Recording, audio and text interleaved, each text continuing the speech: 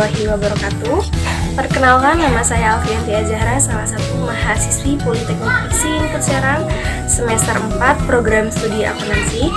Video kali ini dibuat untuk memenuhi tugas ulangan tengah semester mata kuliah Bahasa Indonesia dengan dosen pengampu Ibu Yoma Hatimah MPD. Di video kali ini saya akan membahas tentang berbagai keterampilan berbahasa Indonesia pada aspek perguruan tinggi.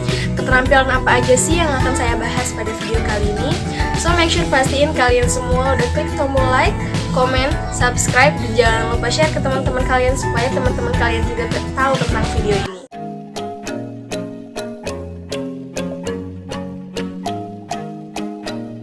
Ada 4 aspek keterampilan berbahasa Indonesia yang akan saya bahas pada video kali ini.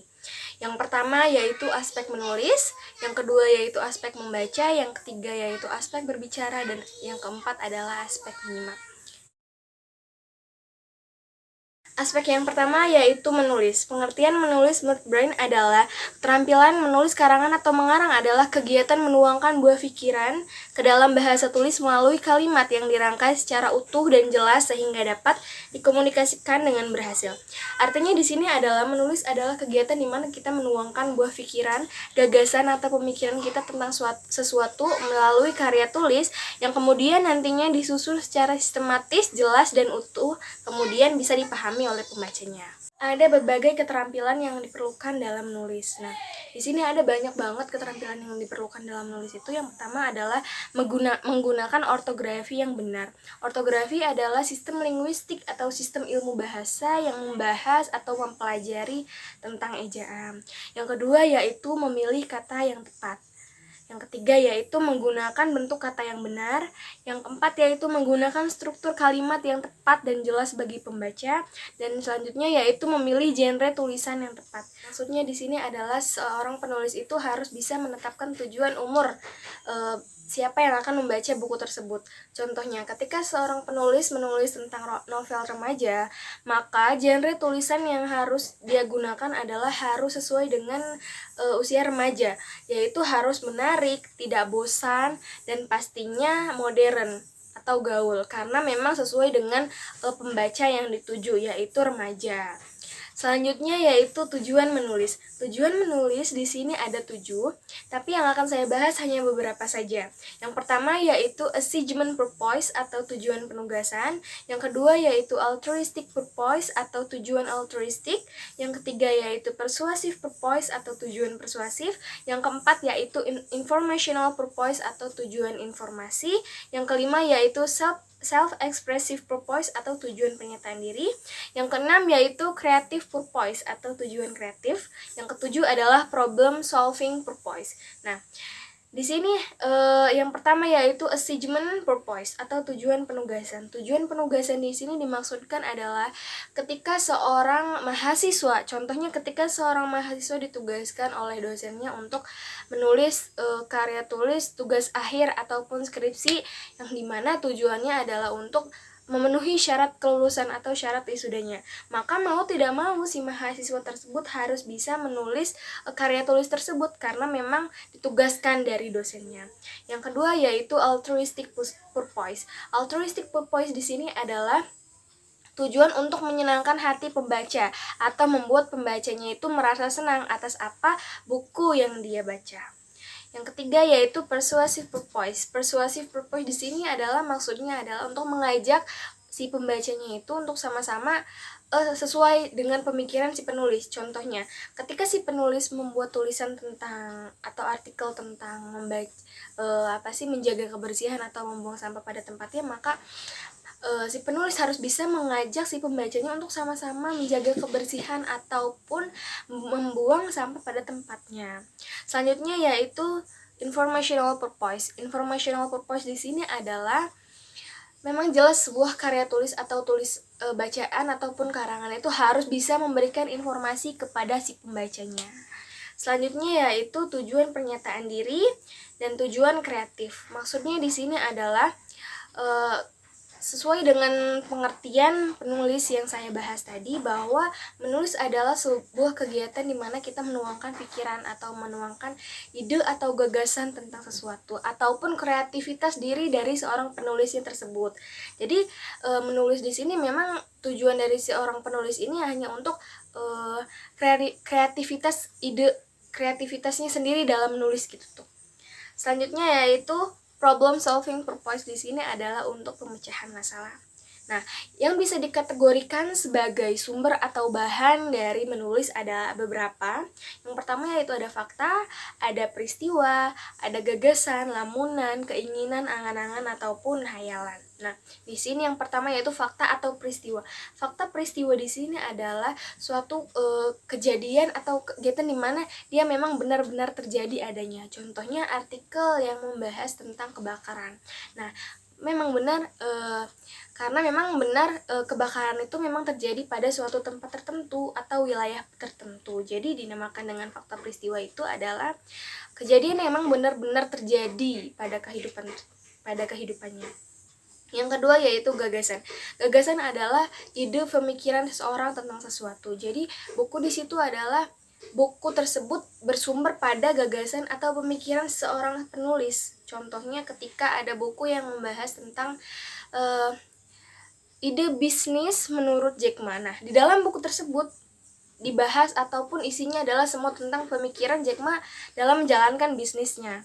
Selanjutnya yaitu lamunan keinginan dan angan-angan. Nah, lamunan keinginan dan angan-angan di sini adalah suatu sumber tulisan atau bahan tulisan yang biasanya hasil karya tulis yang akan dihasilkan adalah berbentuk fiksi maupun karangan yang berdasarkan imajinasi dari penulisnya tersebut. Contohnya adalah cerpen, novel, puisi, romance, dan lain-lain. Nah, selanjutnya yaitu manfaat menulis. Manfaat menulis di sini saya rangkum menjadi dua, yaitu yang pertama ada manfaat secara non material, yang kedua adalah manfaat secara material.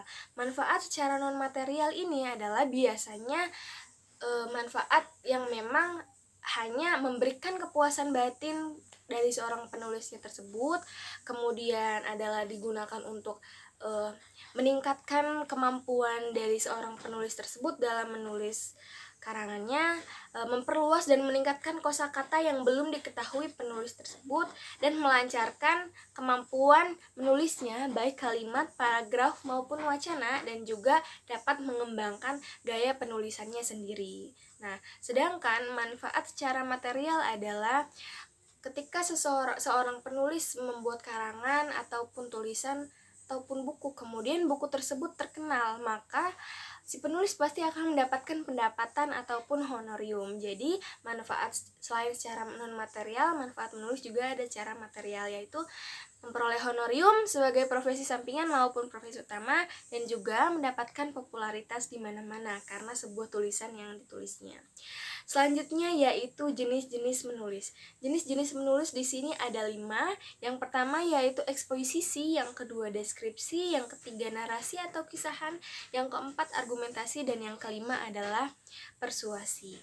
Nah, jenis-jenis menulis yang pertama yaitu eksposisi. Eksposisi di sini adalah suatu karangan atau pemaparan yang dimana di dalamnya yaitu bertujuan untuk memperluas pandangan pembaca terhadap apa yang dibacanya. Yang kedua yaitu deskripsi. Deskripsi adalah karangan atau tulisan yang dimana isinya adalah menggambarkan atau mendeskripsikan tentang suatu hal, baik itu kejadian, benda, nama seseorang maupun yang lain-lain. Yang ketiga yaitu narasi atau kisahan.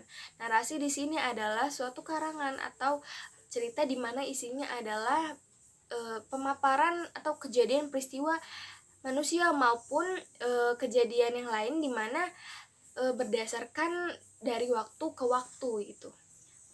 Dan selanjutnya yaitu argumentasi. Argumentasi di sini adalah suatu karangan atau tulisan yang isinya yaitu adalah pendapat atau pemikiran seseorang. Selanjutnya yaitu persuasi. Persuasi adalah karangan di mana kita isinya yaitu adalah untuk mengajak si pembacanya itu untuk sama-sama sesuai atau setuju dengan pemikiran si penulis tersebut.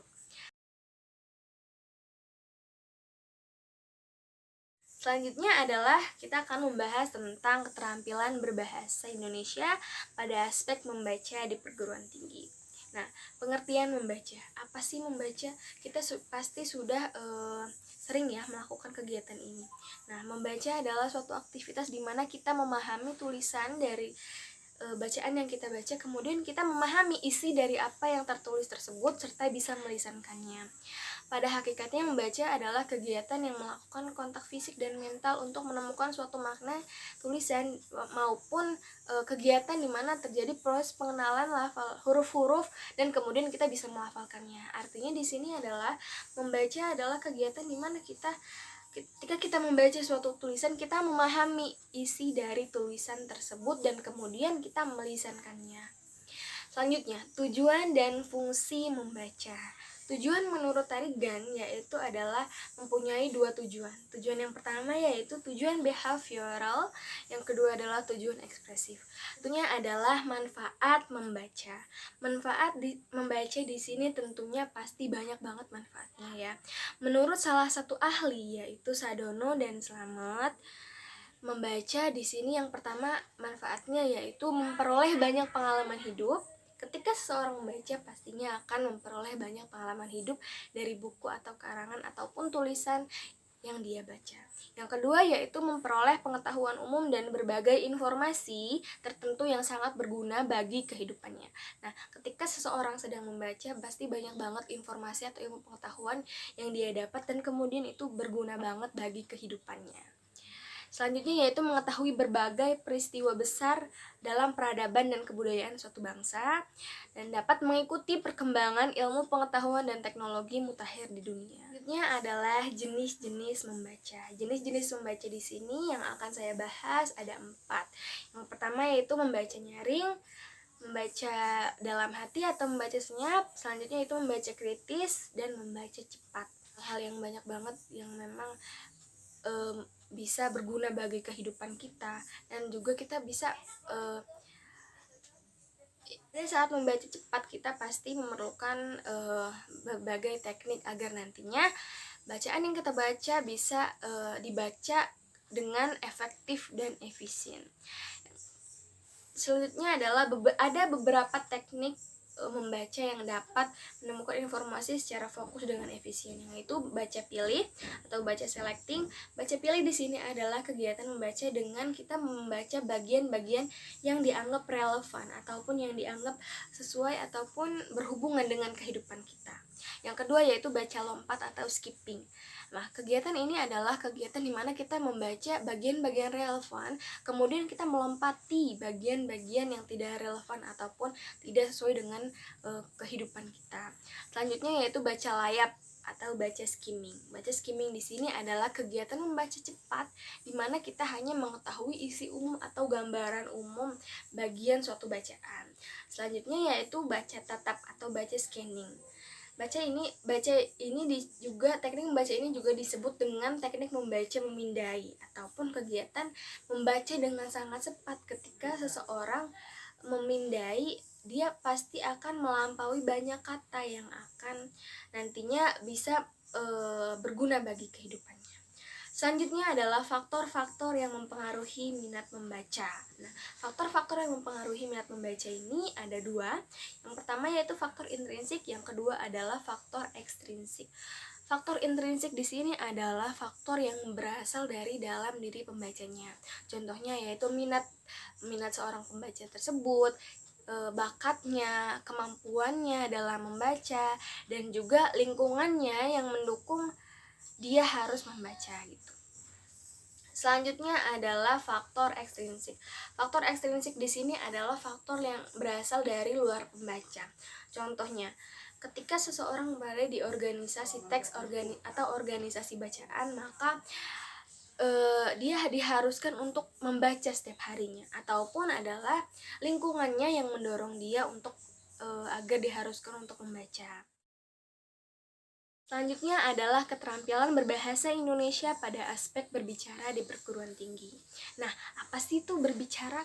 Kalian mungkin sering berbicara tapi kalian tidak tahu makna atau definisi tentang berbicara tersebut kan. Nah, berbicara adalah suatu kegiatan atau kemampuan seseorang dalam mengungkapkan atau menuangkan maupun mengekspresikan ide, pikiran yang ada di dalam diri dan melibatkan orang lain dalam menyampaikan informasi tersebut dengan menggunakan kata-kata.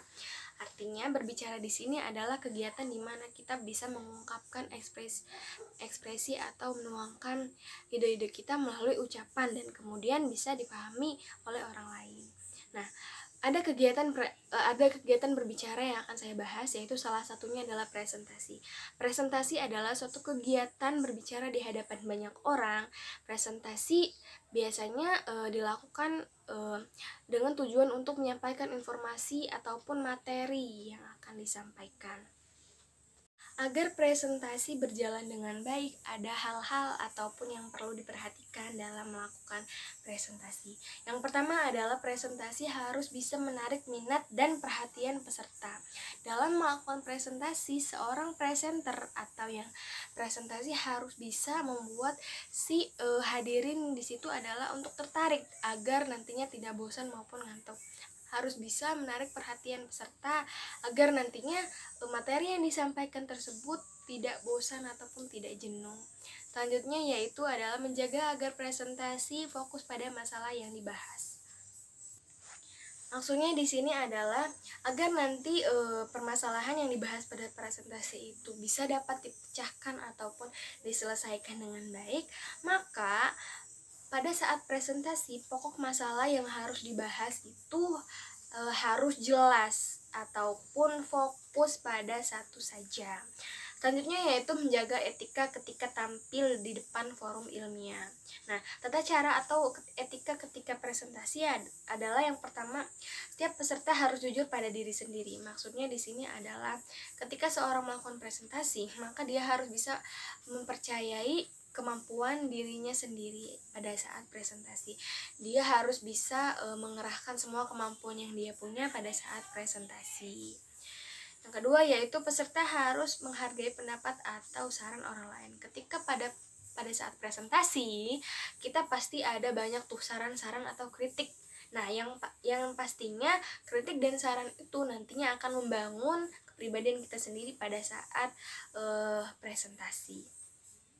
Selanjutnya yaitu ketika kita melakukan presentasi, maka kita harus bisa memperhatikan volume suara agar nantinya para peserta bisa mendengar kita atau bisa mendapatkan materi dari yang kita bahas itu dengan jelas gitu tuh ya. Selanjutnya adalah seorang presenter harus bisa menguasai materi atau penguasaan materi agar nantinya bisa meminimalisir kesalahan-kesalahan pada saat presentasi. Maka seorang presenter harus bisa menguasai materi yang akan disampaikan. Oke, baik. Selanjutnya adalah keterampilan berbahasa Indonesia pada aspek menyimak dalam perguruan tinggi. Menyimak adalah suatu kegiatan di mana kita memahami ataupun kita bisa memaknai apa yang disampaikan dari pemateri ataupun dosen. Selanjutnya adalah tujuan pembelajaran menyimak. Tujuan pembelajaran menyimak di sini pastinya yang paling penting adalah kita bisa memahami informasi yang orang lain sampaikan, kita bisa memahami isi atau materi dari yang orang lain sampaikan. Selanjutnya adalah ada faktor-faktor yang mempengaruhi keberhasilan dalam menyimak, yaitu yang pertama ada faktor fisik, yang kedua ada faktor psikologis, yang ketiga ada faktor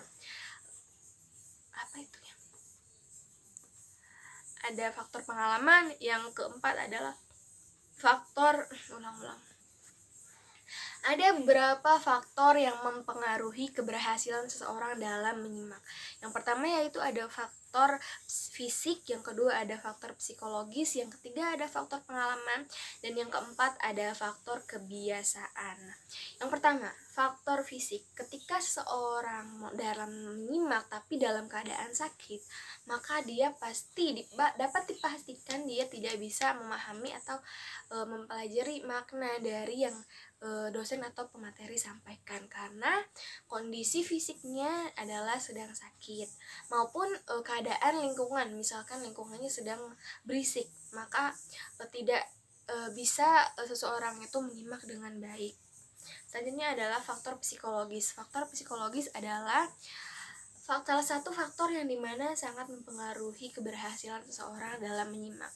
Di sini, ketika seseorang dalam keadaan sedih, marah, menangis, ataupun galau, dapat dipastikan dia tidak bisa memahami ataupun mempelajari makna dari orang lain sampaikan.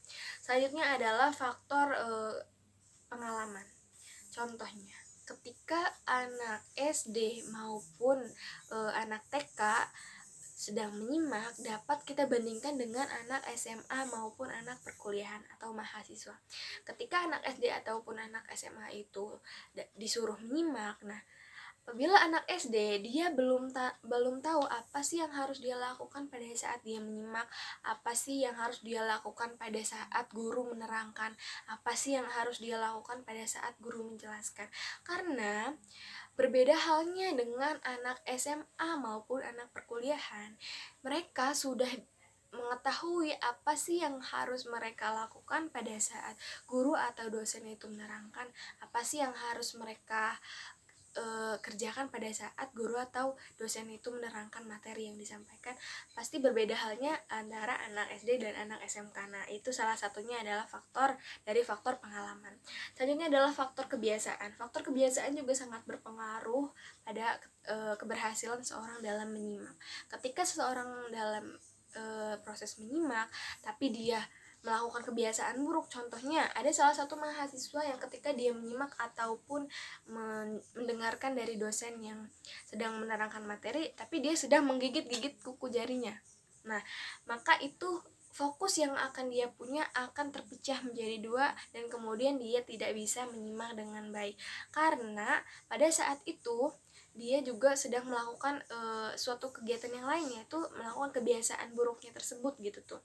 Jadi dapat dipastikan dia tidak bisa menyerap materi ataupun menyerap dari apa yang disampaikan oleh dosen ataupun gurunya.